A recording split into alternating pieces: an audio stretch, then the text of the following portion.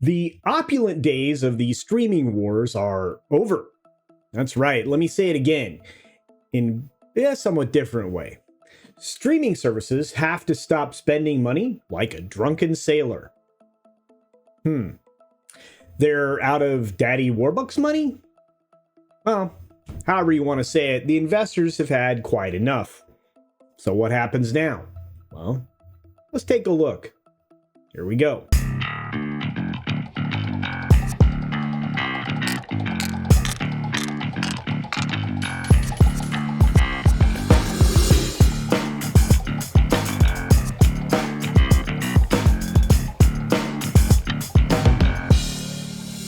All right, I can't stop with the platitudes.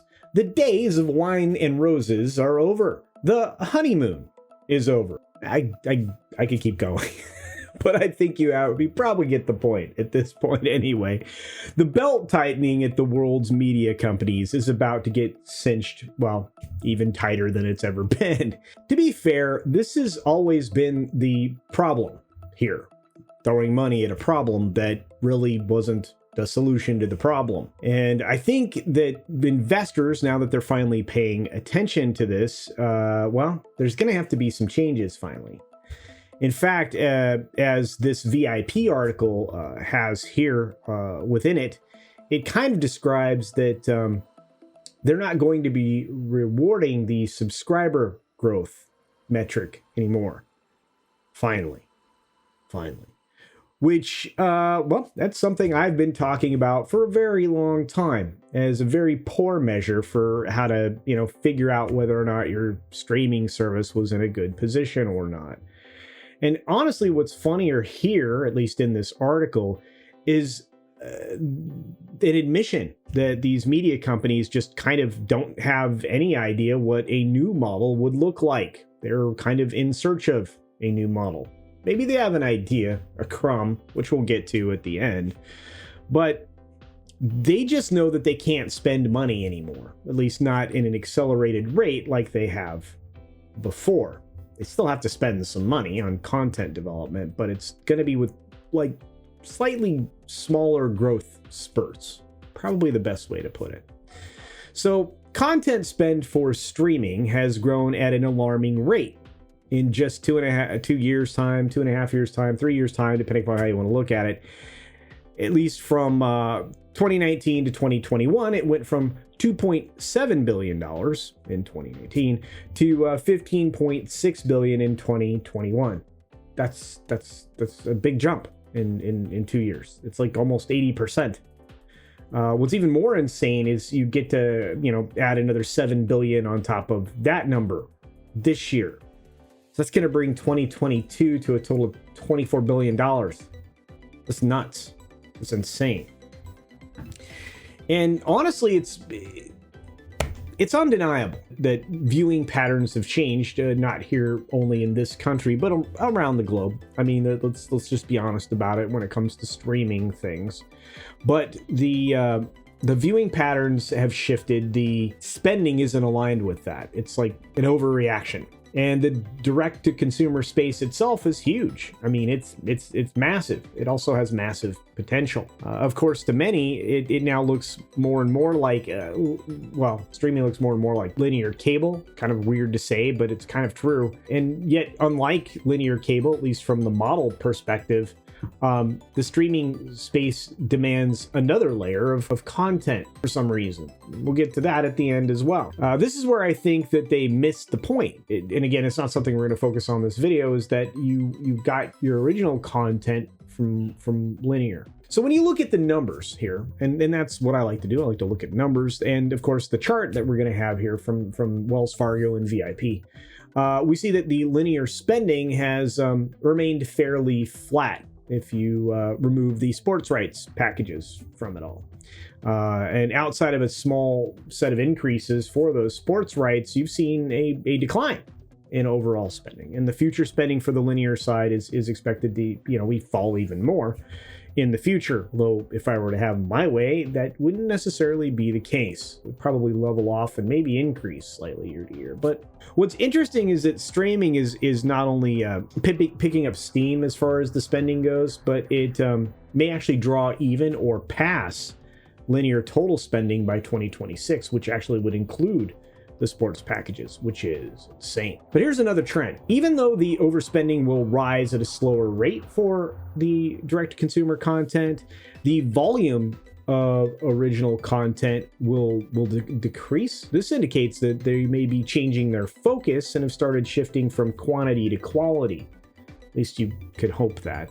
Anyway, program spending for streaming isn't going to stop cold turkey. As I said before, it's just going to slow down a bit, perhaps sticking to very closely to that 7 billion ad per year like they did over the last year. And I think that's probably a pretty good number for growing your content overall. But there's also some indications that linear broadcast will reap the benefits of new programming before it makes its way to streaming. And I think this is the right model. That's what I've been talking about since the beginning of the video. You're seeing examples of this with a Yellowstone spinoff that is going to go straight to the network for a change. And there's another show, Yellowstone related, in development that's going to do the same thing. And to be honest with you, I think that that's the way to go. I mean, this would fall in line with what Netflix actually did all those years ago. They took people's linear television programs from their, broadcast and cable, and they licensed them,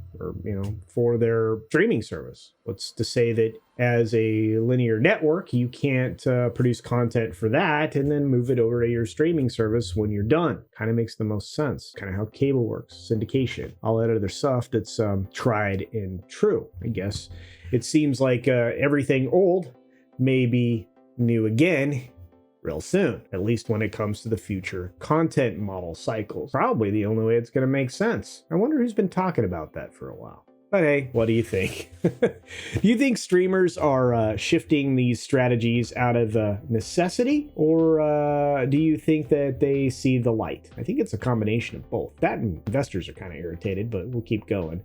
Do you think that Wall Street specifically will punish the streamers that continue to spend wildly? Yeah.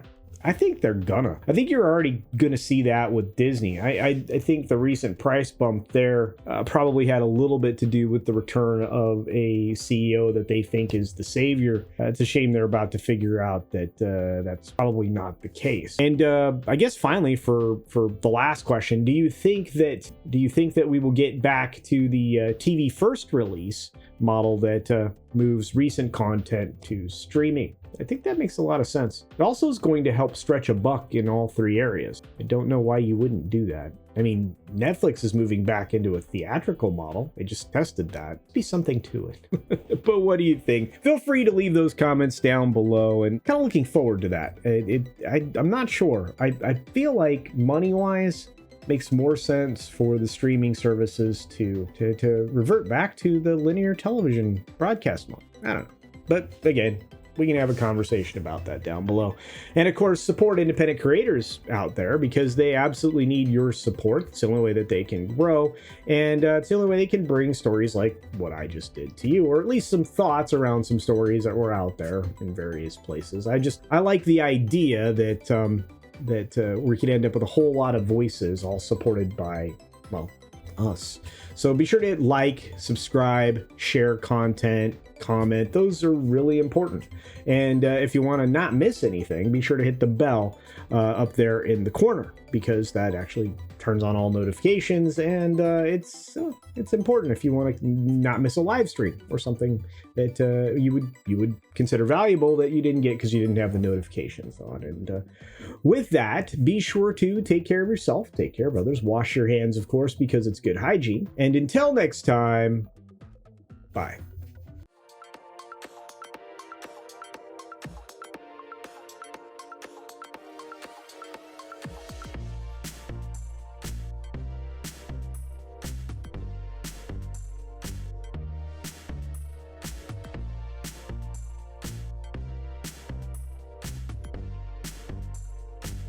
And don't forget to check out my Rumble at rumble.com/CultureCasino.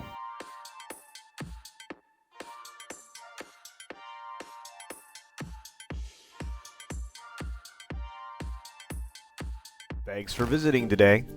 Be sure you're subscribed and hit that for alerts. Yay! Hey! Of course, like and share all of the videos that you can, as it helps with the algorithm. Have a great day.